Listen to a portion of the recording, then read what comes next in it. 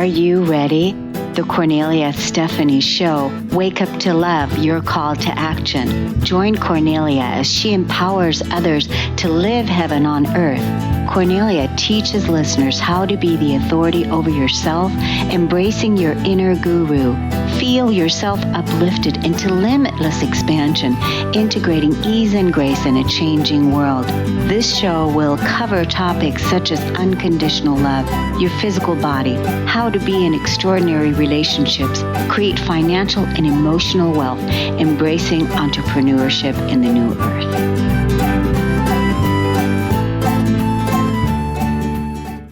Hello, everyone. Welcome to the Kornelia Stephanie Show. It's Friday, and we have our Stories of Hope series. I can't wait to introduce you to our first guest. We're going to get straight into it.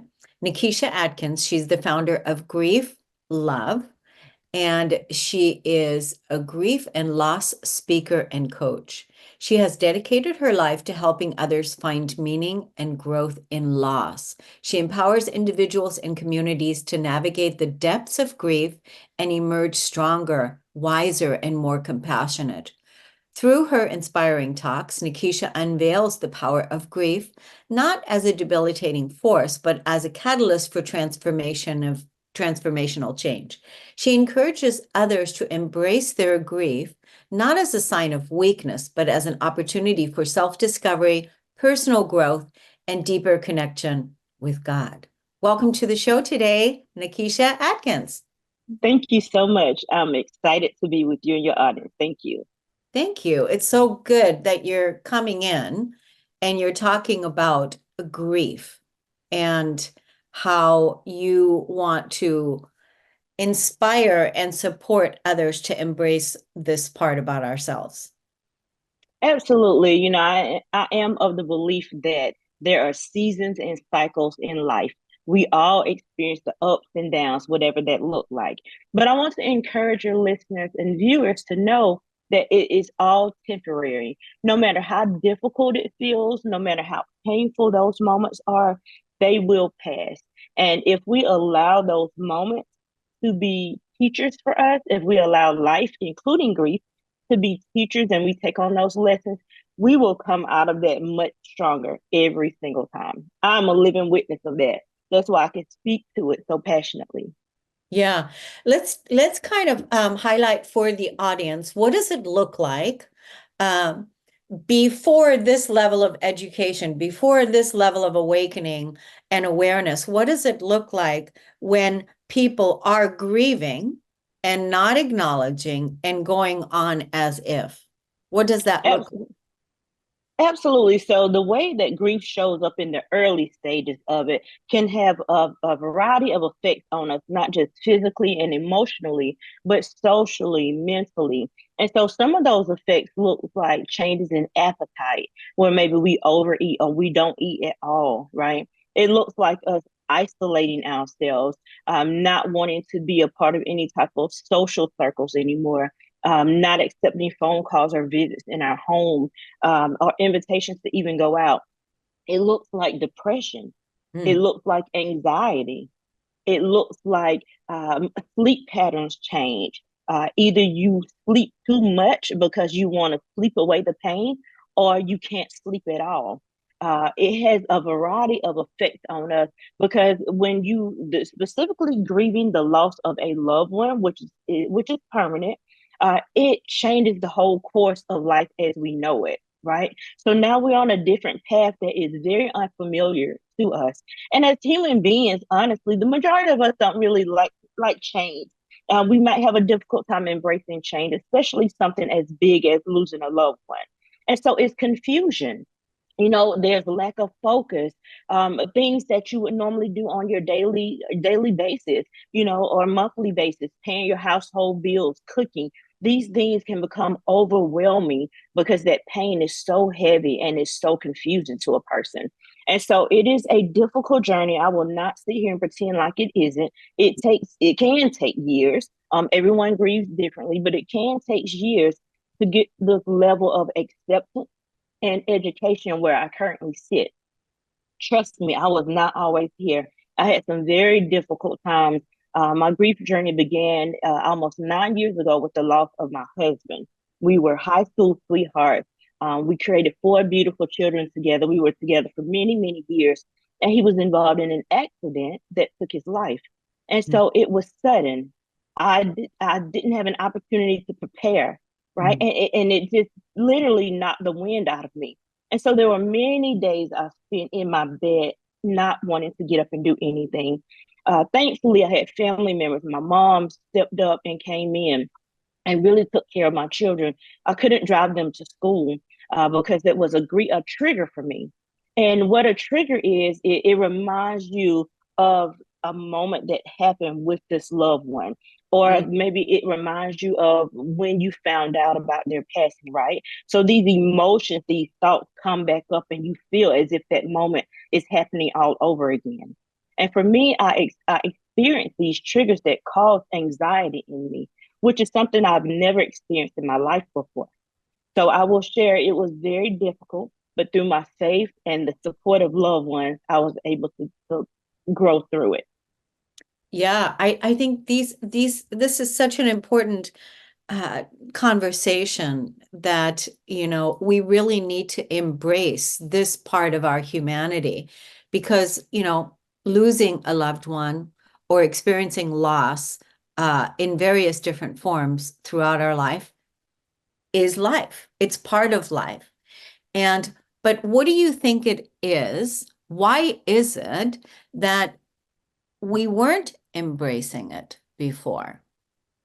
I believe that it has a lot to do with us as beings who like patterns. We like the same thing to happen. We don't typically embrace change a lot, and we also, especially if it's a close family member, we also rely heavily on this person or people in a lot of ways. When you think about your spouse, for those of you who are married or who've been married, you share your life with this person. They know you better than any other person that is in a circle for you. And so to lose a spouse is to lose a friend, is to lose a partner, potentially a business partner. It is to lose your mate, right? Your companion. So there are many losses that happens depending on what that relationship is. And so when we think about grieving, maybe there's a job loss, right? You've been with the company for years and years, and you love it there, you're thriving there, but for whatever reason, you're now let go and you're no longer a part of this company. A person going through that situation also goes through a grieving period. It disrupts life as they know it. They are used to getting up, getting ready, going to a certain office or logging in from home. They're used to seeing and interacting with a certain group of people. And now they don't have that. So what do I do now? Right? What do I do? And it becomes very confusing, and it makes us pivot in life. It makes us uh, self-reflect and say, okay, what is it that I can do now? And that's why I'm here having a conversation with you, because I want to encourage people. Don't allow yourself to get stuck in any season.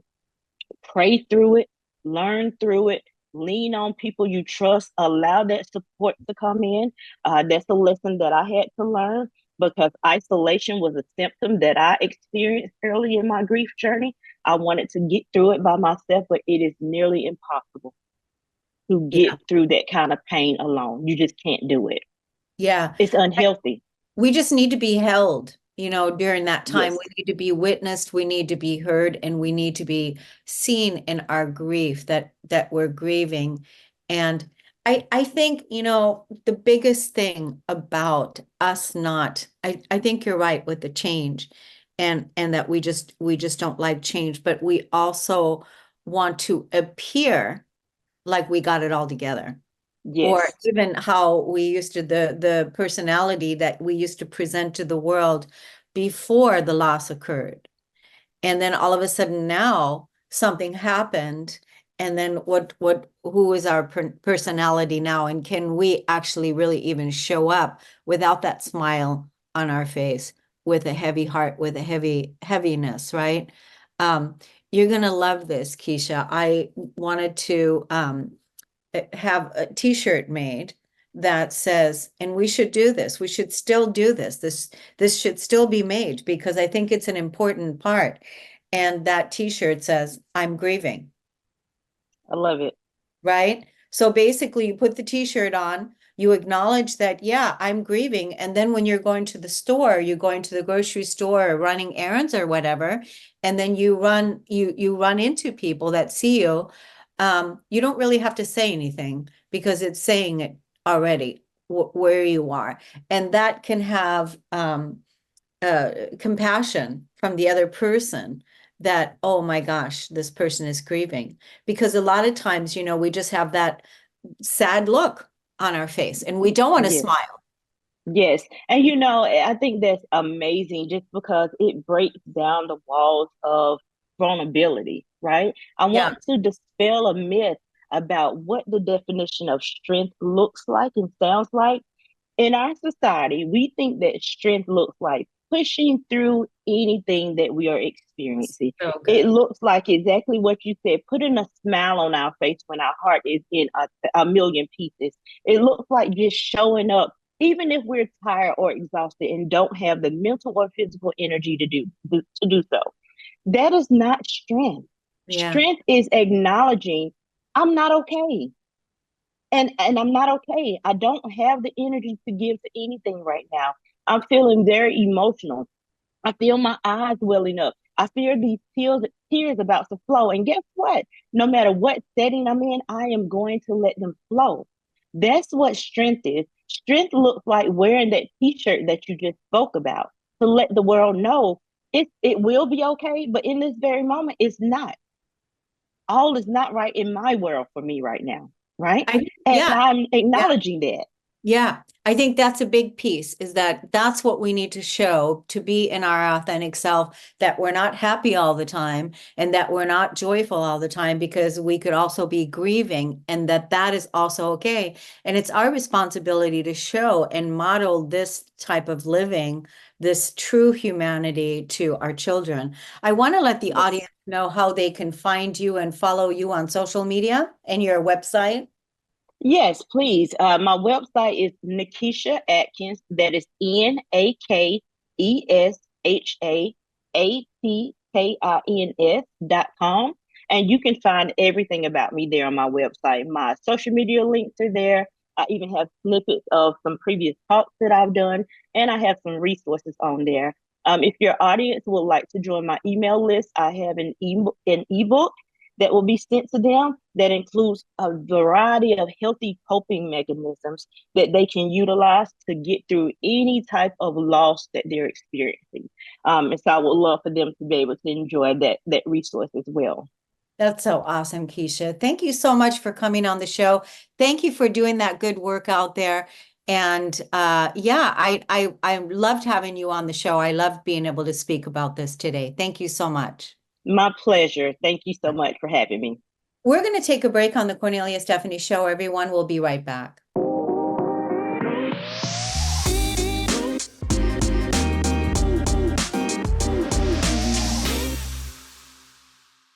Welcome back, everyone. My next guest, her name is Kathy, and I didn't ask to confirm how to say your last name. Would you say it for me? It's Wisniewski. Wisniewski. Yes. Kathy Wisniewski is a passionate and dedicated health coach certified through the Institute for Integrative Nutrition. As the owner of True and Lasting Wellness, Kathy specializes in providing coaching services that empower survivors of abuse to rewrite their stories and reclaim their well-being across all key areas of their lives. Kathy has a deep commitment to holistic healing, and she guides her clients towards a future filled with strength, resilience, and holistic wellness. Kathy is also the host of Tragically Beautiful Podcast, a platform that's dedicated to helping abuse survivors share their stories while celebrating the beautiful things that life can offer beyond trauma. Welcome to the show today, Kathy. Nice to have you. Thank you so much for having me. I'm excited to be here. Oh my gosh. So we were sitting in the green room and you said to me that you want to help. I want to help abuse survivors learn that there is beauty beyond the abuse and to help them grow through the experience. And the reason why you want to do that. is because I've had my own series of abusive relationships and different kinds of abuse. There was physical abuse, there was spiritual abuse, there was emotional and mental abuse in this series of relationships. And each time I was able to draw out something from the experience, I chose to look at it not all in a negative way, but see what I could pull positively from it. And these were all experiences that when I look back, I would never want to relive them, but I also wouldn't change them for the world. I wouldn't trade them because they made me who I am today. Right. They were part of the growth, the soul growth, the learning of what you've had to go through in order to make better choices. Would you say that's true? Exactly. 100%. Yes. Yeah.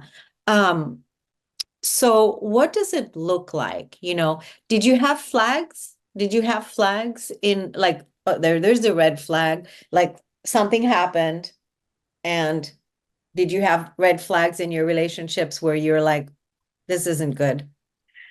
I would say one in particular, yes. The other two abusive relationships, I would say no. They kind of came out of nowhere. Especially the physically abusive one. That one was one incident where we were having an argument, and my cat was circling around my legs, so I bent down to pick up the cat, and as I stood up, I got a punch right to the face. And then his response was that he was trying to punch the cat, which why would you want to punch a cat? So that was the only time that happened, because I I was like, this is not okay. But then, the last abusive relationship that I was in, which is the most recent one, that one I would definitely say there were red flags leading up to the way that all played out. And this one was a lot of emotional abuse, narcissistic abuse. There was a lot of withdrawing and a lot of withholding and degrading talk, putting me down, and the gaslighting in the form of, when I would try and bring something up or address the way that, he had handled something, he would say things like, well, you have a terrible memory and everybody knows that. That's not the way it happened at all. It's like, no, no, this was the way it happened. So yeah, there were red flags, and now I've got them all in my mind so that I will recognize them immediately moving forward. Yeah, I just, it's so interesting when we see the red flags and then we just kind of like, oh, we'll let that one slide by and then let another slide by. And next thing you know, you are letting a whole bunch of things slide by. And Right. you're like, that, that is the thing. And so um even when you're trying to speak up for yourself, but then even the person might have um a stronger sense of power. It appears that way, but Right. that's really not the case, right? Because, Right. yeah, but so, and then of course, it could suppress the voice and could suppress, right? Hmm. And so what is it that you want to say to women right now that are listening to this, that are finding themselves in these abusive relationships? Where should they start? I think that the most important thing to remember is that everything is a choice. And I know when I was going through this, there were some hard truths that I needed to hear. That's why even on my podcast, Tragically Beautiful, that you mentioned, one of the promises I made to myself is that I was never going to shy away from hard truths because somebody needs to hear it. And I remember when I was going through this last abusive relationship, I was sitting at my mentor's house, sobbing at her kitchen table, and she said to me, I'm about to say something to you and you're not going to like it. She said, but it's not for now. You need to tuck it away, bring it back out when you're ready, grapple with it, figure it out, and then share what you learn with the world. And so obviously my first thought was, what is she about to say to me? And what she said was, you've now been in a series of abusive relationships and you're the common denominator and you need to figure out why. And through that, obviously at first I was like, oh my goodness, how could she say that to me? But I trusted her so much. I knew that she would never say anything to hurt me. anything that she said was only to help me. And so I did bring that back out a couple years later and grappled with it and realized that I didn't love or value myself enough in order to have standards or to put boundaries in place.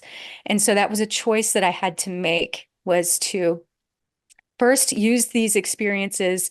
We could, all of our experiences, we can allow to make us bitter or better.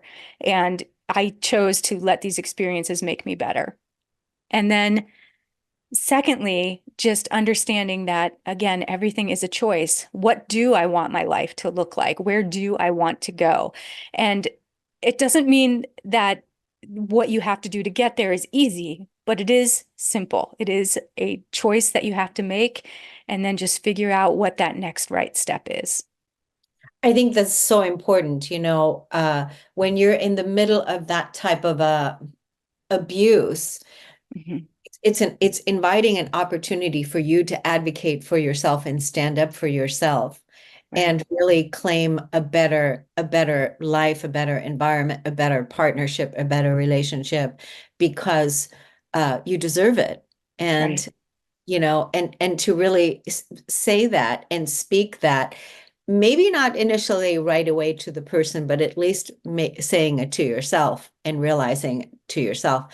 That's why having a mentor or having a coach, like you said, your mentor said this to you, and the way she said it to you was also so great. Like, Mhm. it really made you think about it, didn't it? Yes, yes. That's the other thing too that's really important. It's so crucial, especially when going through a healing journey, or where you're trying to get out of a situation, to have those good, trustworthy people around you. I know for me, and what I coach clients to do is to keep that circle small at first, because when you're in the midst of it, everything is very emotionally charged, and you could take in advice and opinions and suggestions from every angle, but it's important to have people close to you that that you can trust implicitly. Yeah, because the last thing you want to do is have another person that you thought you could trust betray you and not be there for you. So Mhm. really taking a look at who the people are that are close to you that you can confide in, and then even finding the right mentor, finding the right coach. That's so important. Right. What did you think of the recent, I'm sure that you've seen this because you have to live underneath a rock not to know, but this recent situation with Diddy and Cassie? Ah, I didn't look into too many of the details of it, but it's just, one of the things that it makes me think is that this happens a lot more Mm. than we're aware of. And that's one of the things that I want to do with this podcast, is to help people, give them a voice, and help them to be able to say, like, yes, this happened to me and I want to heal from it. And that's where I focus my attention, is on the healing. So particularly when people are out, or they know they want to get out and know that they need to heal. And we talk about all of the ways that that healing needs to happen: physically, mentally, emotionally, spiritually, and how they're all interconnected. But yeah, these things unfortunately happen all the time, and we may not hear about them, or not hear about them until years later. Yeah, like 10 years later, or it's right down the street from where you live. And these Hmm. are the kind of things that are going on where this type of loneliness and suffering and despair goes on right underneath our nose. And that's why having podcasts, talking about it, having a nice, beautiful circle of close friends that are there to support you. These are all tools. These are all resources in your toolbox. Right. So tell us about your podcast. How do people find that podcast? They can find it on Spotify, Apple Podcasts, anywhere you listen to podcasts, but it's also available on my website, which my main website is my name, kathywisniewski.com, but there is a page that you can, I understand that that's really difficult to spell. So I created a page Yeah. specifically for the website, for the podcast, excuse me, which is tragicallybeautiful.me. Oh yeah, good. And on there, you can see all of the latest episodes, and there's a button there that says "I am tragically beautiful" if someone wants to become a guest. And the podcast is it's a place where I can allow people, like I said, to give them a voice to tell their stories of abuse. But the focus is not on the tragedy. The focus is on the beautiful. I want to know, what did you create from this experience that's beautiful? What did you build? What did you learn? How did you turn it into something beautiful? And then I've also recently started inviting on professionals and experts as well, because I never want to leave people in a place where they're like, okay, that's great. I see the end of the light at the end of the tunnel, but now what? So I also have professionals and experts to offer practical wisdom and suggestions for people. Yeah, it's amazing when we're in this type of a situation in our lives that like you were being the common denominator, and then how you turned all of that around, and now you're offering it, that common denominator, as a gift to all the people that you're supporting, that are listening to your podcast and that are benefiting from it. And, it is through our sharing of stories that we heal, which is why I created the stories of hope here, to Mm. give the listener an opportunity to know that, yeah, my life might not be the desire that I have for myself, but um, there's hope. There's hope, and there's always hope. So great. Now, what about your social media handles? How can people find you there? Yeah, so on Instagram, you can find me at Coach Kathy Wisniewski, or the podcast has one too. That's at Tragically Beautiful Podcast. Instagram is where I hang out the most.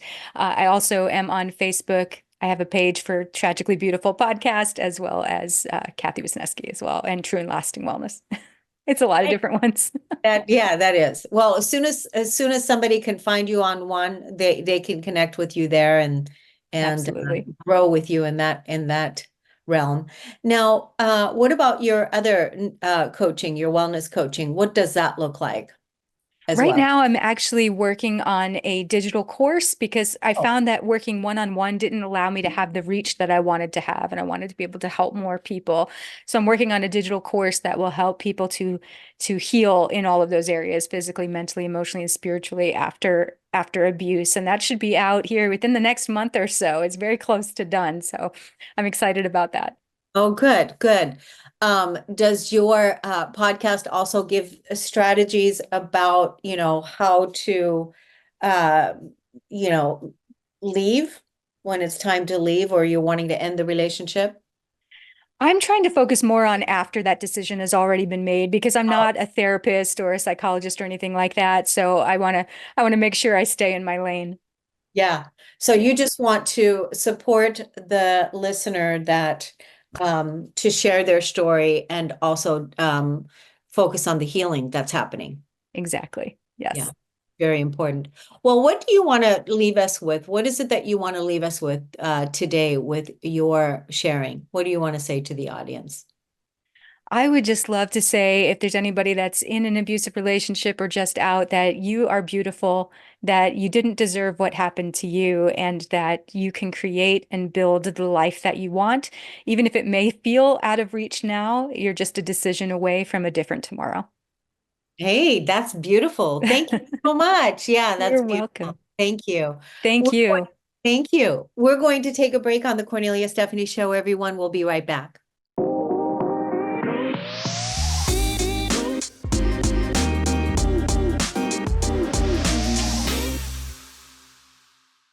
Welcome back, everyone. Marcy Hopkins is here, and she is a renewed TV personality, the brilliant mastermind behind the captivating talk show, Wake Up with Marcy, a talk show with a heart, which she has won the prestigious Telly Award 3 times. Marcy is not only a talk show host, but also an accomplished author of the inspiring book, Chaos to Clarity, a public speaker, and a recovery expert. Her expertise in recovery has made her a sought-after figure in the media, with appearances on Fox, CBS, NBC, and ABC, where she has left a lasting impact on viewers nationwide. She's here today. Welcome to the show today. Thank you. I'm so glad to be here. Thank you. Awesome. Welcome. So tell us about what got you started in to become an author from chaos to clarity. Give us the backstory. Yes. So, well, I quit drinking almost 9 years ago, and life changed abundantly for me. I began to heal from my past. I was learning new ways to cope with life. I was shifting my mindset, becoming more mindful and spiritual. And then I was able to live a much more abundant life. And through my healing, I began to receive signs and downloads that I needed to share my story. And so once I began to get all of the signs and the push that I needed, because believe me, I did not think that I would be an author, I finally said, okay, I'm going to do this.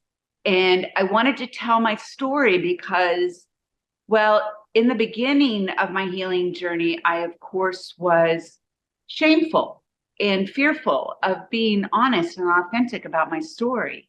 But what I realized through my healing journey is that sharing my story and being my authentic self was helping me to heal, and then also in turn helping others. So I had launched my talk show, Wake Up with Marcy, first to create a platform to tell stories of hope, and help others to know that no matter what they're going through, they can get through it.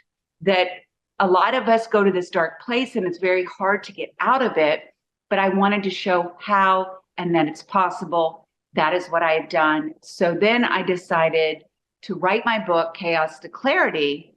And the story is about my trauma, my childhood, what created my belief system, which was not believing in myself, not loving myself, having abandonment issues. I was sexually abused, so that skewed the way that I viewed myself. I viewed love.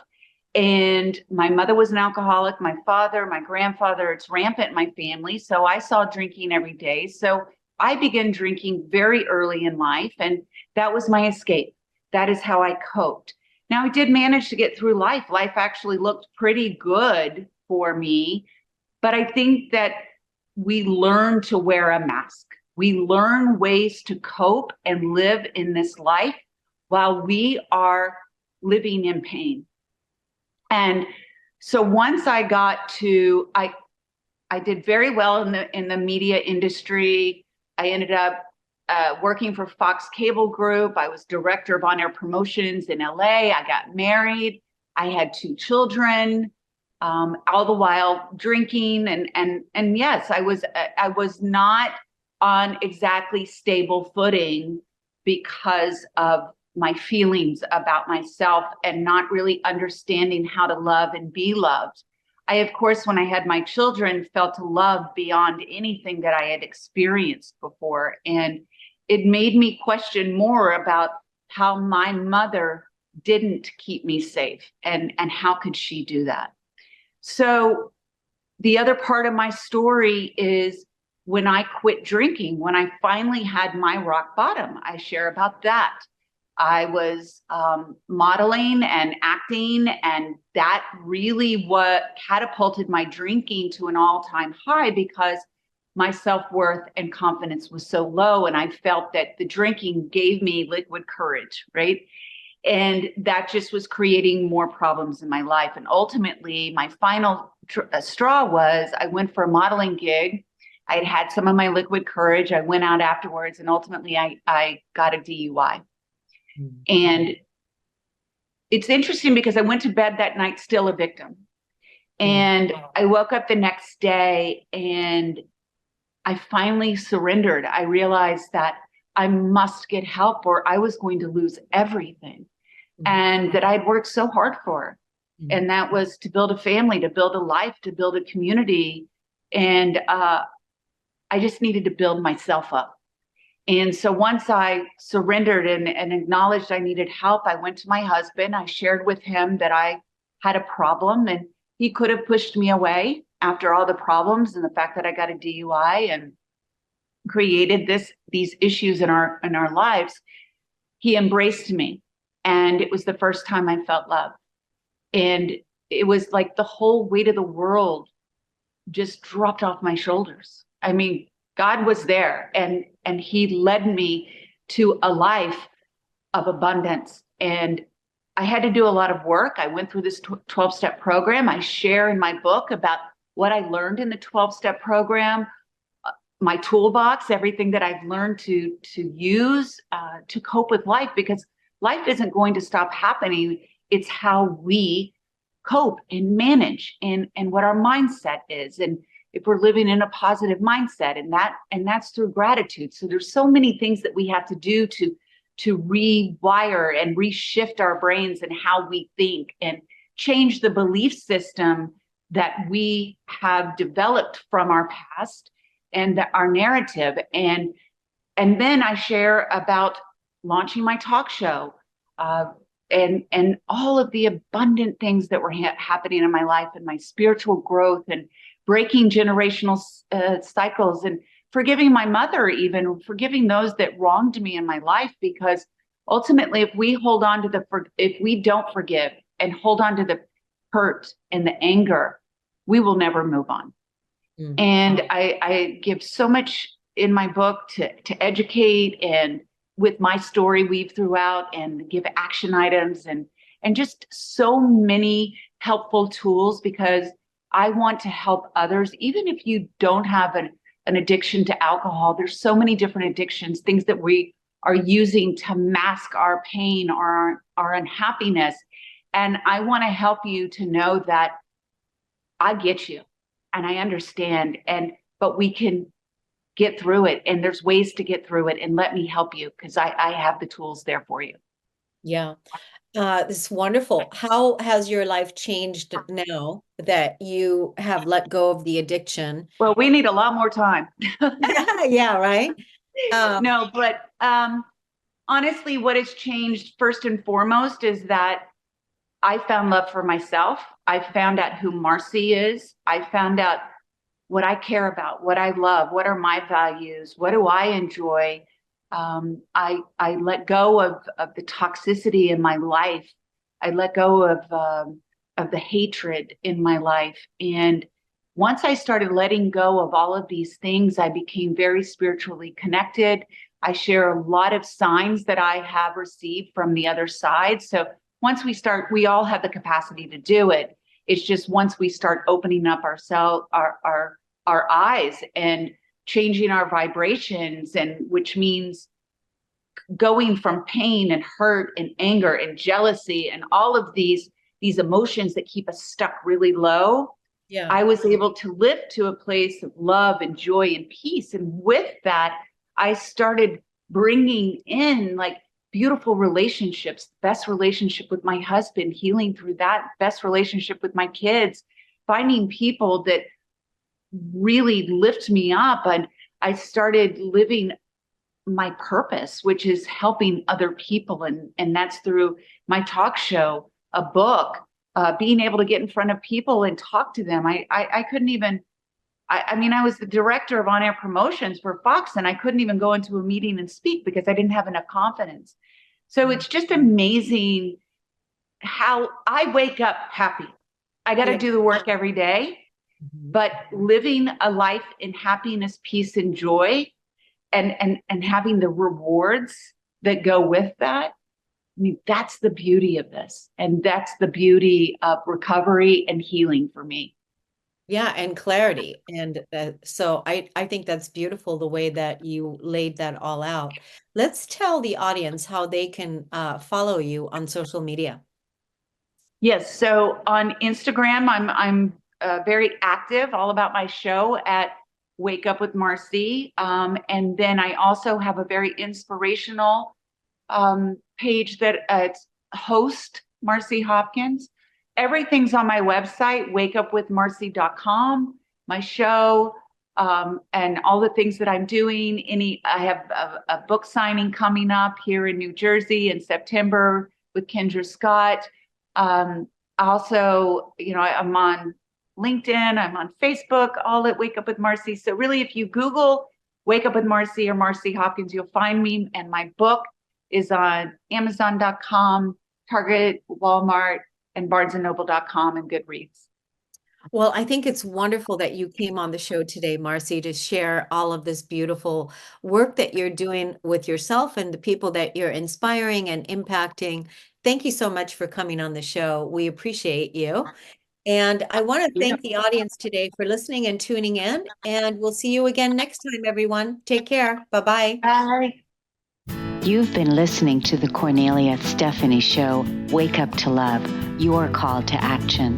Tune in each week on Transformation Talk Radio. Kornelia's joy is to engage others in practical ways, showing us how to live in the new earth in harmony with our true nature. For more information on Kornelia and her extraordinary work, or to listen to past shows, go to her website at korneliastephanie.com.